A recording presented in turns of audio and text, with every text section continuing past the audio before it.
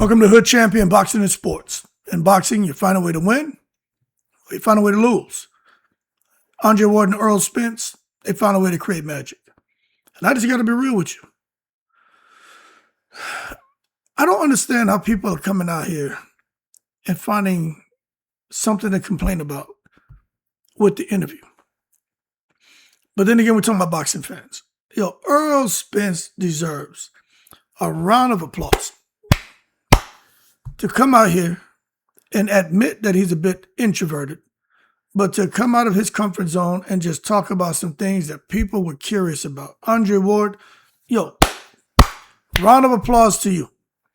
I don't know if you got a script over there, if you just be winging it like Hood Champion, and you can keep a lot of things stored up here.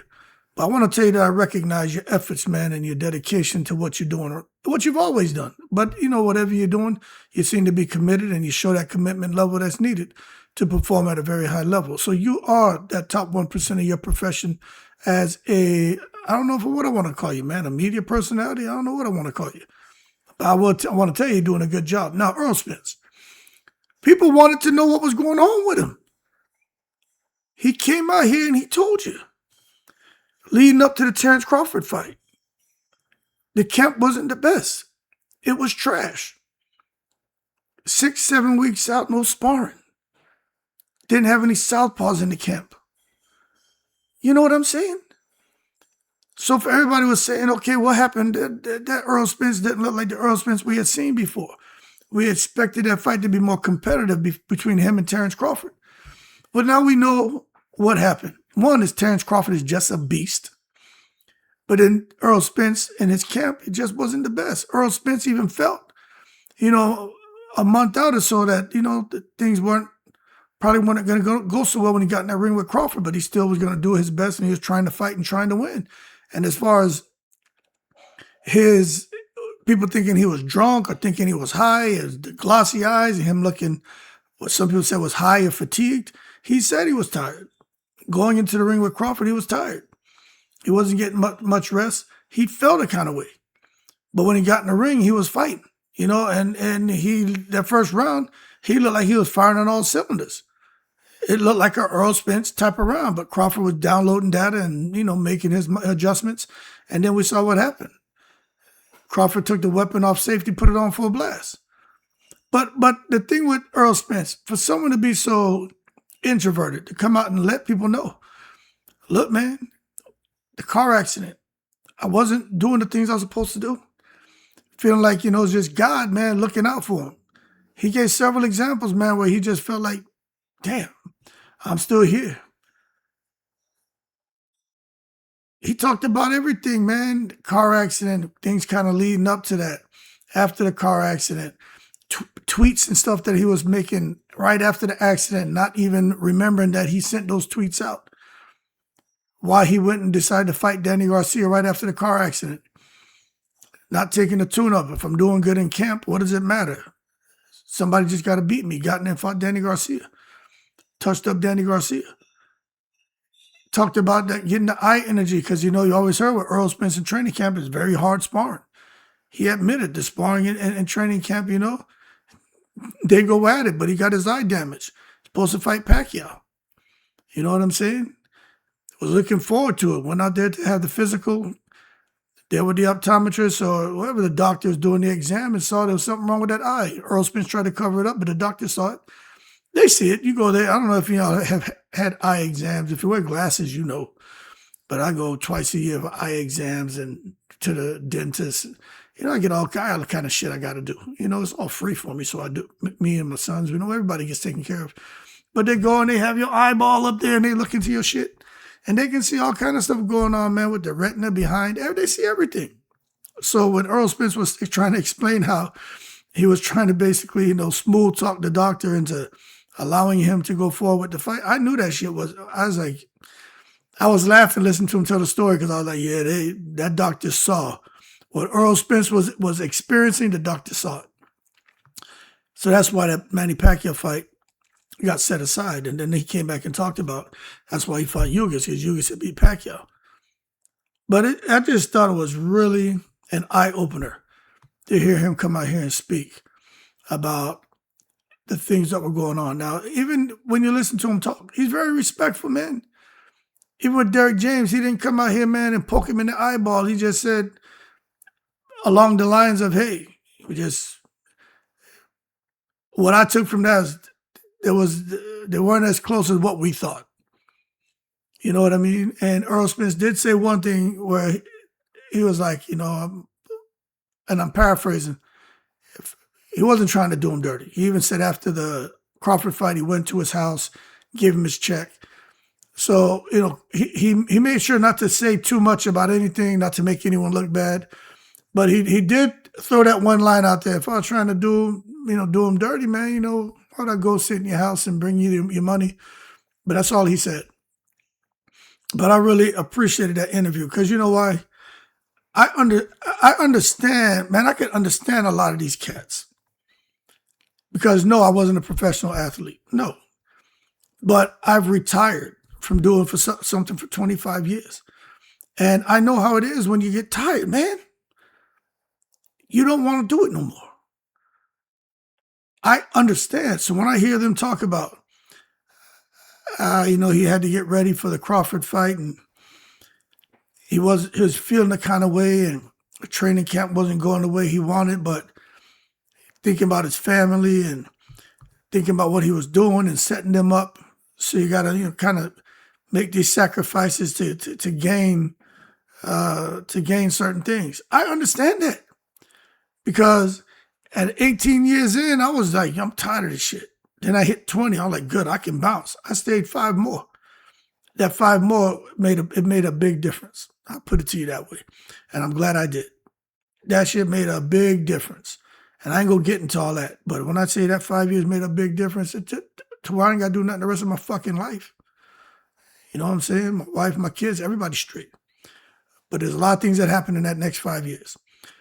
And I'm glad I did it. But when I retired, like I listened to Errol Spence, yo, man, my face used to twitch. My hands were swollen. I used to have all kind of migraines and all kind of shit because it was a high-paced environment, stressful. I was beating my mind down, beating my body down. You know what I mean? 25 years of that shit. And after about a year, decompressing and being retired, now here it is, 8 years. Be going on 9. Yo, man, I feel like I'm 30, and I've just turned 51. But I understand listening to him. That man needed a break, but he had to do what he had to do. Let me get this Crawford fight out the way. However it goes, it goes. But I'm gonna get this out the way, and then see. He even said he knew if he didn't take the Crawford fight, he was in training camp and he was thinking like, man, I can't pull out of this. I got to go through it. But he thought about it because he knew if he didn't fight him then, he didn't know when he would fight again. So he was feeling something. When he said that, I know what he's talking about. Because I used to feel that shit.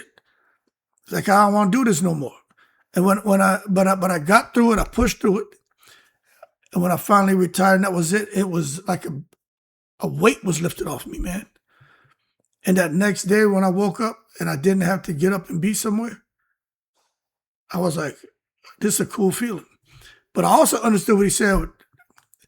People don't care. Once you ain't in the limelight no more, nobody care. I know that feeling too. You go from being somebody, man, walking around and people see you and recognize you or your status and they treat you with a whole lot of love and respect. Once you retire, nobody care. You gone. Because you're just a fucking number. Errol Spence, these boxers, they're just numbers, man. Nobody truly care. If they hear him talk about that and say that made him realize a whole lot, maybe he locked into his family and his kids. When I hear him talk about that, I was always that way, though. And that's something that, got me a little bit of gray hairs while I was still working because once my first son was born, I changed. I was like, oh, no, I ain't going nowhere. I'm staying right here with this little guy. Then the next son came, and the next son came. I had 4 sons. By then, I had already checked out. I was locked into them boys, and it affected me at work a little bit because everybody knew. Yeah, he ain't doing nothing extra no more. He done went from being that animal, you know what I'm saying, to being civilized. Yeah, my children changed me. And when I listen to Earl Spence, I love hearing him talk about his kids and having them in the gym with him or wherever he goes and realizing that when I'm with family, I don't get in trouble. When I'm not with family, I get in trouble. That shit is true. I got into a lot of trouble. But once I got away from that partying scene, and I don't drink, I haven't drank in 16 years. I have no interest in it. But once I cut out a lot of that bullshit, things have worked out great for me. I'm making more money now I'm making way more money now than I was making before. But money makes money. But it's the choices that I'm making too. You know what I mean? I've always been a guy here investing and doing different things. With a lot of, I've just done a lot. When I listen to Errol Spence talk and how he's living off his interests and shit, and then the principle, I get it. I understand. Yeah, that was a great interview. So some people, when they listen, they just hear him talk about how he, maybe it wasn't 100% going into the Terrence Crawford fight. And they're like, oh, he's making excuses. Nah, man, he's giving y'all magic. This man he had to even come out and do that interview. To me, he gave way more than I expected because he don't really talk. Errol Spence don't talk. He'll be like, how you doing? Errol Spence the kind of guy, he won't say nothing. He just look. He won't even sign language and shit. Errol Spence don't talk. So to get that man to sit there and talk, and the things he was discussing, I was like, this shit is magic. And even Andre Ward, I understand that man too. I heard him talk about retiring and shit like that. And even now, he see the money being made. I know he talk about going there trying to take an AJ fight, maybe. I tell you, boy, leave Andre, leave AJ alone. Ward is a bad boy. He was and probably still is. But I'll tell you, don't go in there messing with no dad, trying to chase after Anthony Joshua. But if they're going to give him like $100 million for the fight, I can't blame him. Does he win that fight? I don't know about that. But I can't blame him. But I like the fact that Ward is chilling. He knew it was time. I mean, how much money does a person need?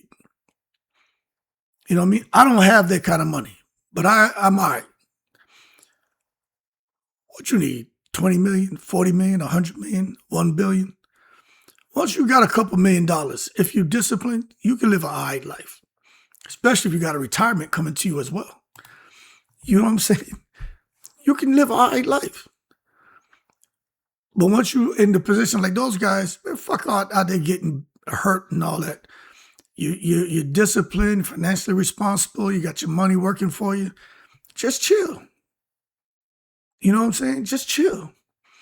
Especially, again, if for some of us who may not be professional athletes, but I mean, if you're waking up to 6 figures a year and then you got your investments and you're pulling 10% off of that a year, that's, and depending on how much you got, that's all right.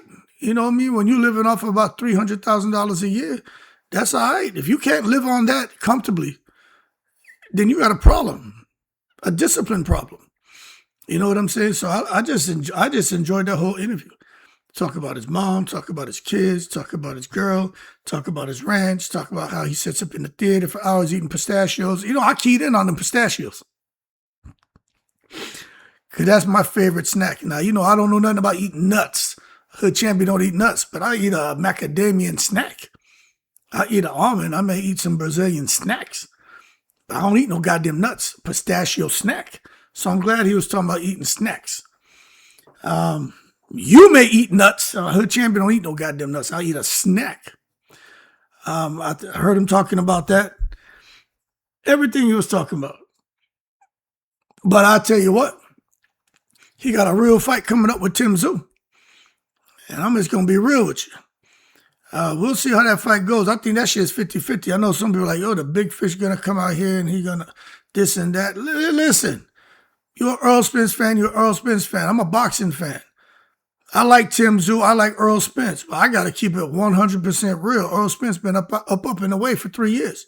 Tim Tszyu been out here firing on all cylinders, He's staying well lubricated, a well-oiled machine. He out here still firing. He looking to get busy. In Australia, you think he gonna come over there and just roll over for Errol Spence?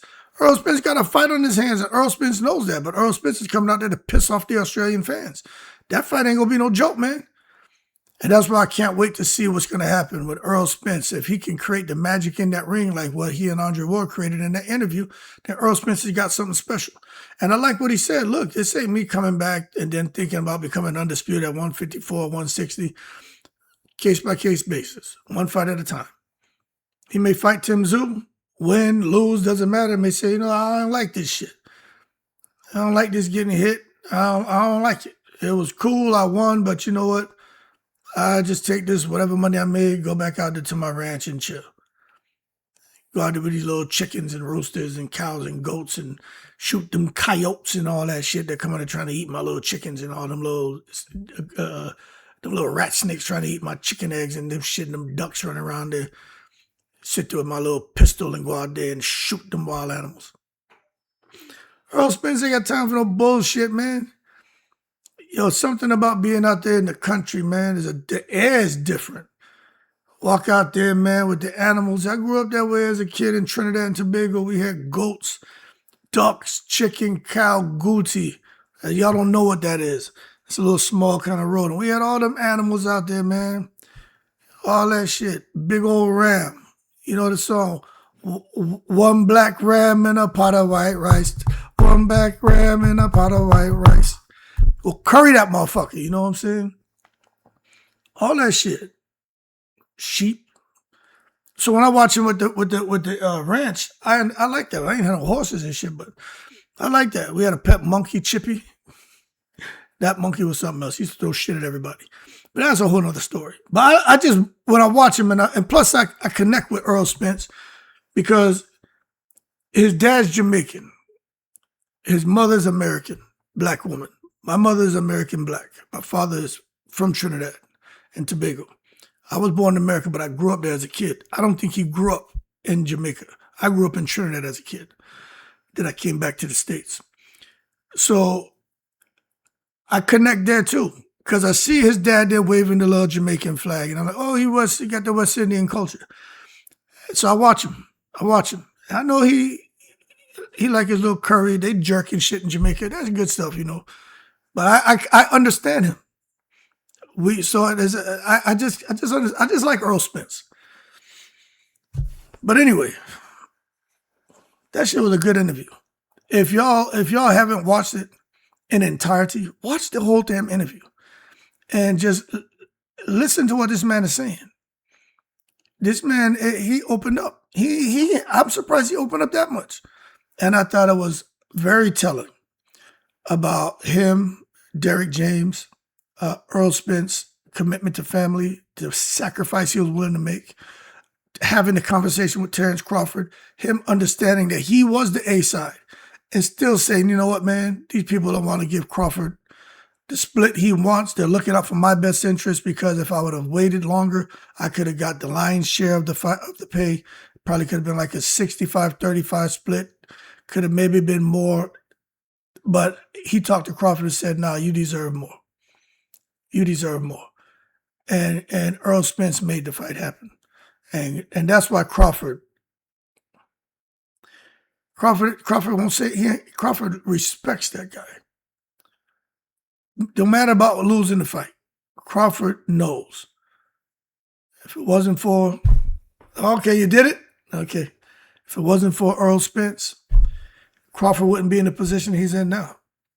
Now, Crawford would still be a great fighter, but he knows that Errol Spence fight it did everything for him. That shit opened up the fight with Madrimov and Canelo. If no Errol Spence fight, Crawford wouldn't be in the position he's in right now. So does Crawford owe his career to Errol Spence? No, I'm not saying that. But he definitely owes them damn last two fights to Errol Spence.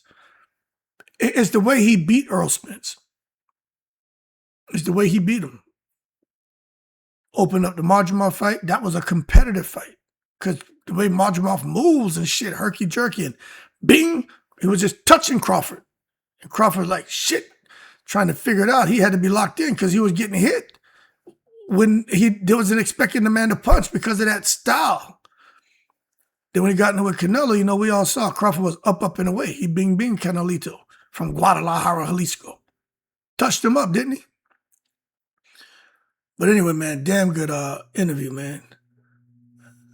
Somebody was saying, oh, man, they're talking too much about God and too much about this. And we can only deal so much about people talking about God. All right, so turn it off and shut up.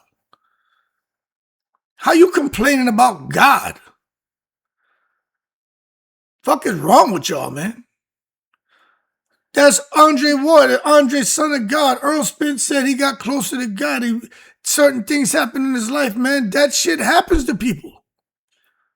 Not saying he wasn't spiritual before, but there's certain things happen that force you to kind of open your eyes and say, hold on a second. There's more to this world than what I'm seeing. And those of you who haven't experienced it, it may be coming. But those of us who have experienced, we know. There's a lot more than meets the eye, I'll tell you that.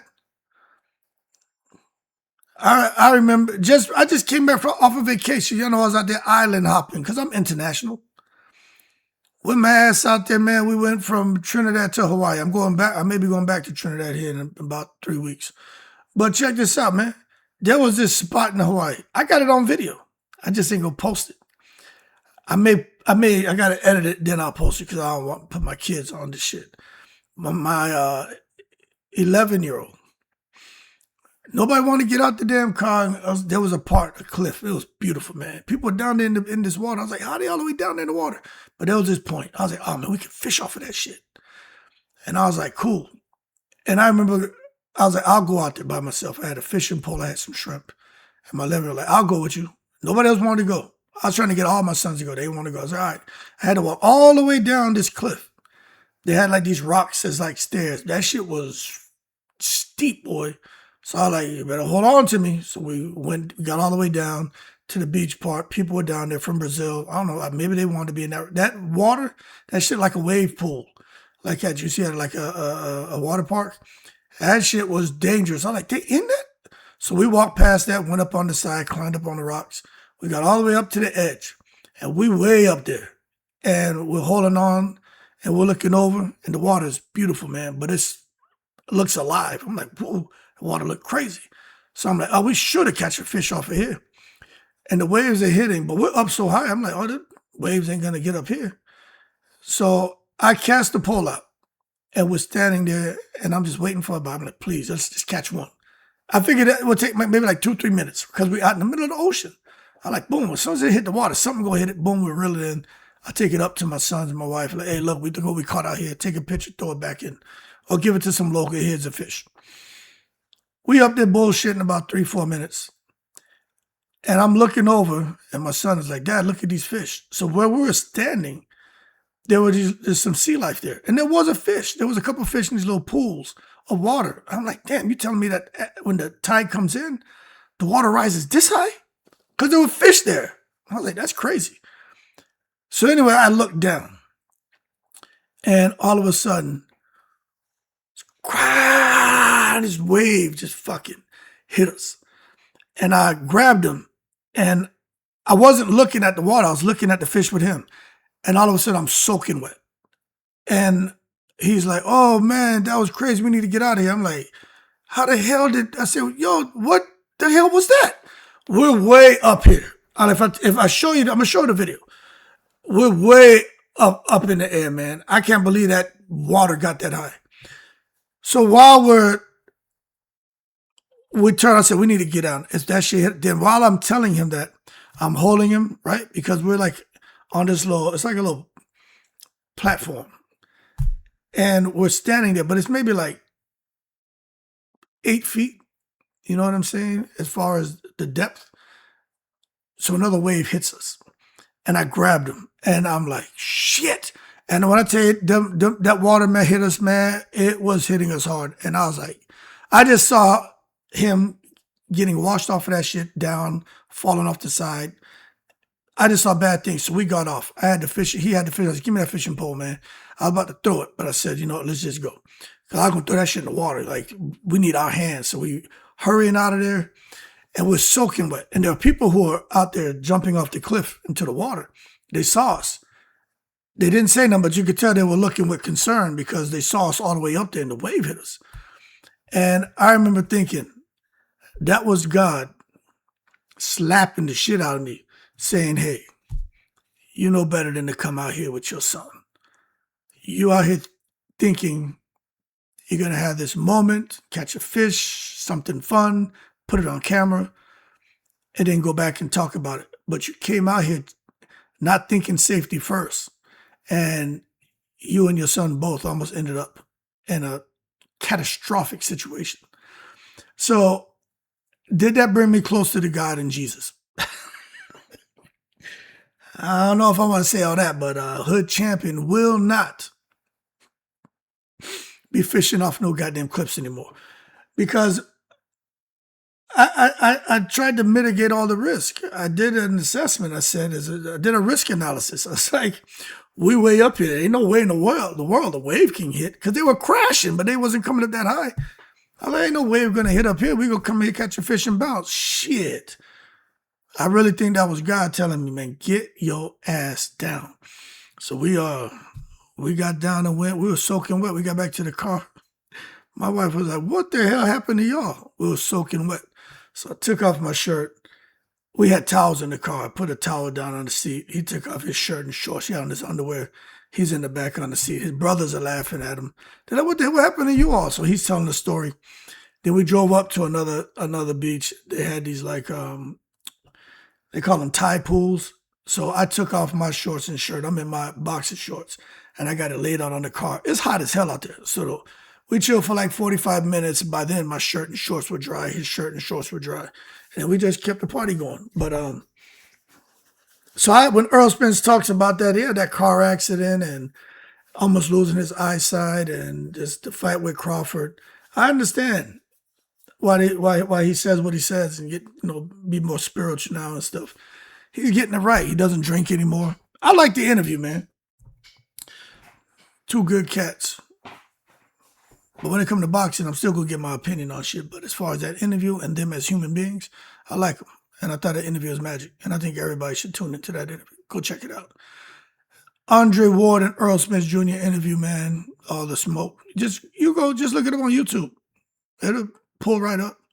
Very good interview. Y'all keep cool. I'm in the breeze.